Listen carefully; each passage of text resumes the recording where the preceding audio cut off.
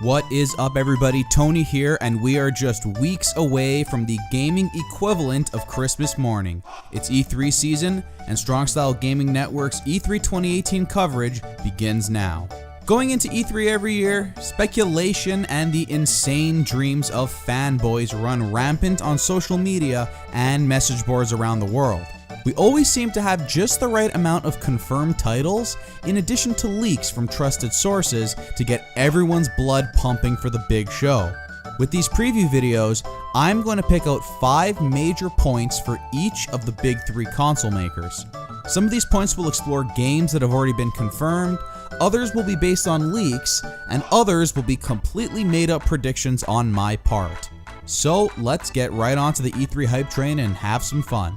Today, we're taking a look at Nintendo. I feel like Nintendo always has its fair share of pre-E3 leaks, and this year is certainly no exception. Nonetheless, hype is still out of control for Nintendo's show, since they almost always not only manage to deliver the goods, but have plenty of surprises as well. Nintendo's E3 presentation will once again be in the form of a pre-recorded video, similar to a Nintendo Direct. All we know for sure is that they will be focusing on 2018 games for the Switch, and there are certainly no shortage of those. Although I do still expect them to give us a peek at some 2019 games as well.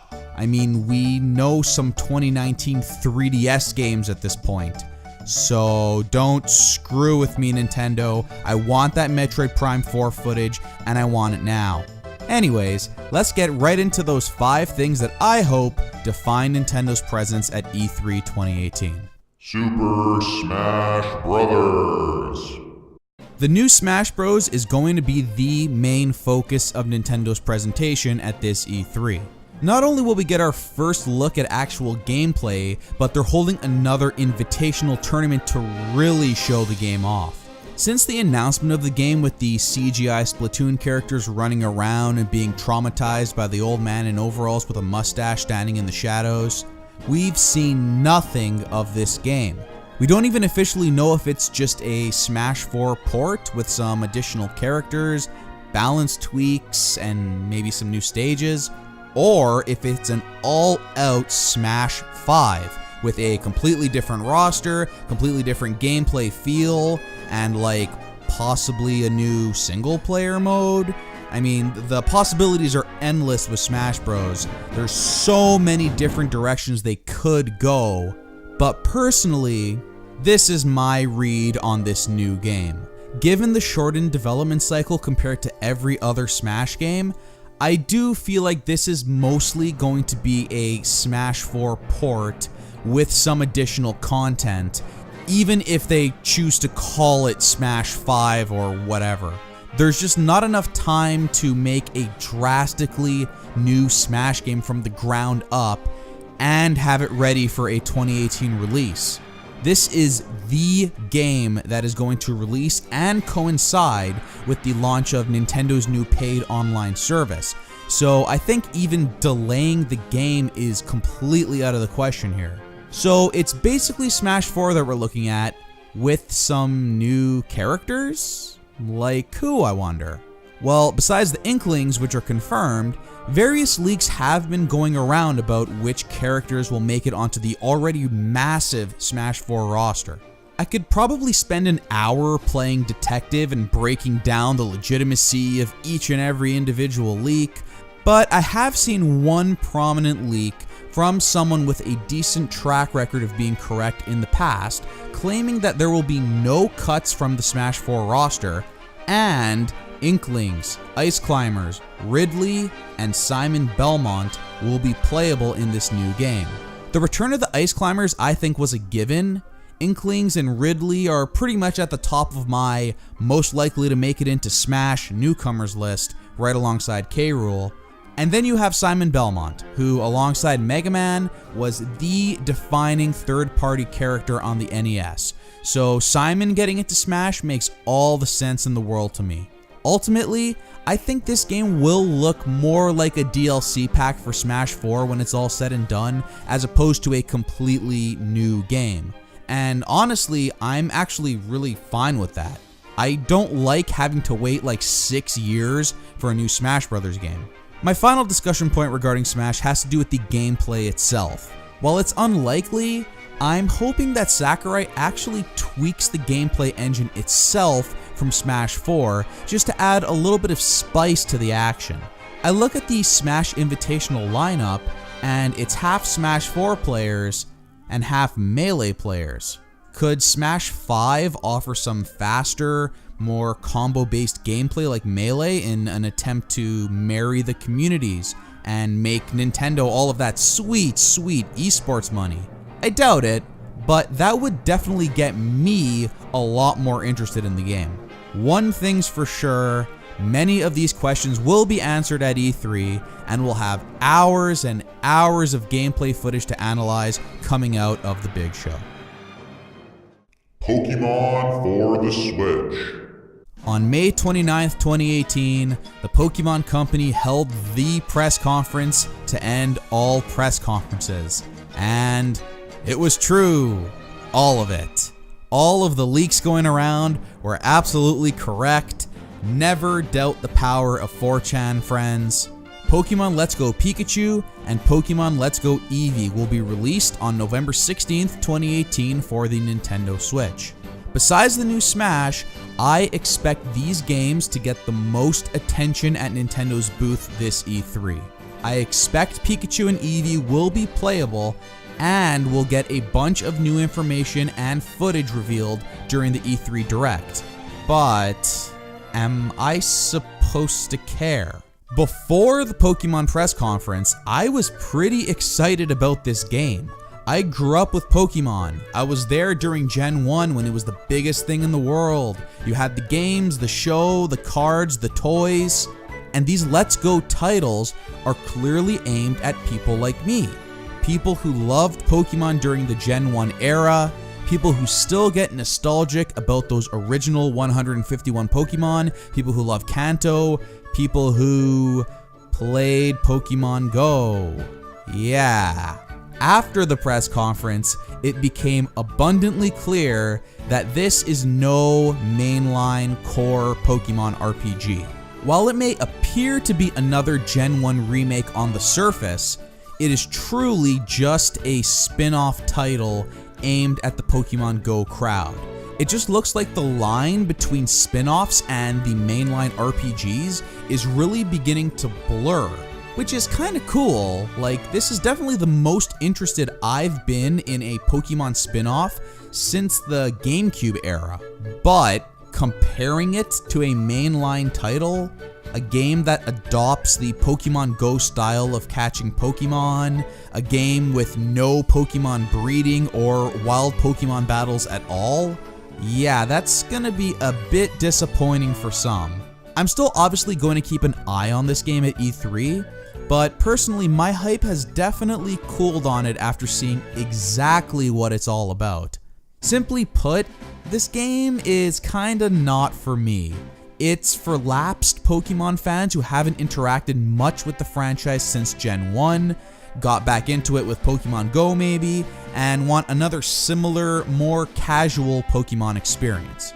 Now, the thing that's really interesting to me is that it felt like Game Freak knew there was going to be backlash from the hardcore fans and quickly reaffirmed that a more traditional core RPG Pokemon game is still in development and coming out next year. So now I'm curious how much they talk about these Gen 8 titles at E3. It would be really cool to see like a trailer or something, but I can understand if they want to keep the focus on these Let's Go games. It's not like Nintendo are strangers to talking about two separate games from the same franchise though, so if they announce the name or share a piece of concept art for the next Pokemon games, kind of like they did with Metroid Prime 4 and Metroid Samus Returns, that would be pretty rad. Starfox Grand Prix. Diddy Kong Racing is such a classic. The music is awesome, the gameplay is tight and satisfying, and it's just so damn colorful and fun. This game is one of the few that can provide me a moment of happiness in this otherwise dismal existence. Now, what if you took this 1997 Nintendo 64 Classic and combined it with this 1997 Nintendo 64 Classic? Indeed, it's the dream crossover that I never knew I wanted, and it's supposedly on the way from Retro Studios. Described as Diddy Kong Racing meets Starfox, Starfox Grand Prix is supposedly set to be revealed for this E3, and I could not be more hyped. As a big-time fan of both franchises, I have some pretty high expectations for this game, but if anyone could make this bizarre concept work, it's the team that managed to make first-person Metroid work. Not only could it satisfy my thirst for a new Starfox and a new Diddy Kong Racing, but if we're going down the route of sci-fi racing games, this might even be the closest we get to a new F-Zero in the modern era. Again, if anyone can pull it off, it's Retro Studios. Speaking of Retro Studios, Metroid Prime 4. Last year, Metroid Prime 4 was announced, and all we got was a logo. Nevertheless, it was enough for the insane fanboys to go nuts. Oh! Oh! Oh! Oh! Oh! Oh! Oh! Oh my god! The music! Now we enter E3 2018, and predictably, we have not heard a single thing related to the game between last year and now. I believe this changes here at E3 2018. We're gonna get that first real trailer, and we're gonna get a confirmation on who exactly is developing the game. Even though it probably won't be playable, I'm really hoping Metroid Prime 4 makes a big impression this E3. It's definitely one of my most anticipated games right now. The N64 Classic. The classic Nintendo consoles have pretty much taken over the world, and Nintendo is definitely going to want to keep that hype train going. I think we'll be seeing the announcement of the next one, the N64 Classic, at E3. But it will be bigger and better than anything else that has come before it. Of course it'll have 4 controller support for multiplayer. Of course it'll include classics like Mario 64, Ocarina of Time, Majora's Mask, and Smash 64. But that is not all. This is the year that Nintendo goes all out and drops the bomb. It's now or never. I predict Nintendo will strike a deal with Microsoft to get all of the classic rare N64 titles onto the N64 Classic. We've seen time and time again that Microsoft is willing to work with Nintendo when it comes to certain IP. Hell, we saw a switch during Microsoft's press conference last year. Games like Banjo-Kazooie and Perfect Dark defined the Nintendo 64 library, so a classic system without any rare games would be a pretty sad state. It's gonna happen. I could feel it. Also, Banjo and Smash. Get her done, Phil Spencer. Okay, so those are 5 of my big expectations going into the show. But before I wrap this video up, I put together a quick rapid fire of a bunch of other exciting Switch titles that will possibly be at the show. I think. Maybe? Rapid Fire.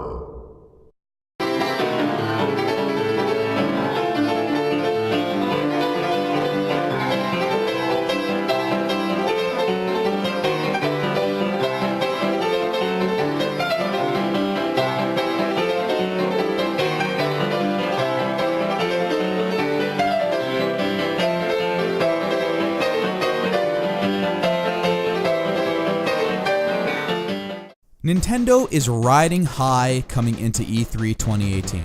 They had an absolutely ridiculous first year with the Switch, and look to follow up that incredible year with another really strong lineup for 2018. We are finally seeing the results of Nintendo's main teams focusing entirely on one platform as opposed to splitting it between 2 platforms like in the past. And the result is a ton of great looking games. Even if the third parties continue to ignore Nintendo or provide only token support with late ports, Nintendo's first party output is so strong that you're still going to be getting your money's worth if you own a Switch. So that's about it for today. In the coming days, I will have that final video preview up from Microsoft, as well as some Dragon Ball FighterZ DLC coverage as we get closer and closer to E3 2018. So please hit that like button if you enjoyed this video, and subscribe to my channel because I plan to have a ton of E3 coverage that you will not want to miss. Also, let me know in the comments below, what do you want to see out of Nintendo at E3 this year? Do you agree or disagree with my 5 main points in this video? And did I miss anything? Let me know, guys, and until next time, thanks for watching and take care.